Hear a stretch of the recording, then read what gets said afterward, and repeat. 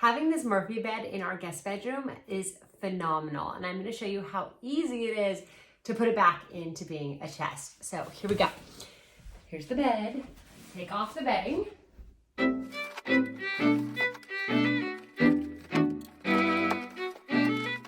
Now you can see the mattress. This is a tri-fold style, so it kind of comes up like an accordion.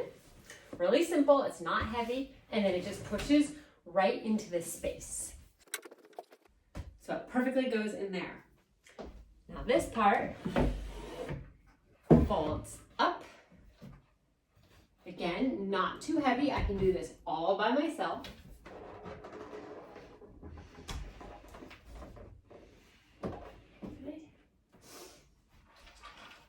This part's probably the heaviest part, so you may need help if you're not as strong, but you should be fine. And then over here, there's little latches, so I'm just latching it.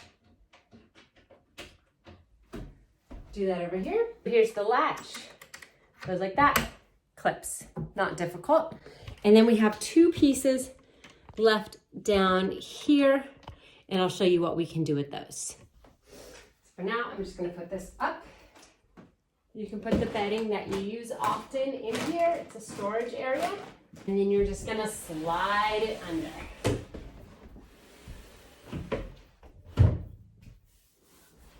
Ta-da! Now, that extra piece, we do have to keep it out because on the carpeting, we don't have enough space.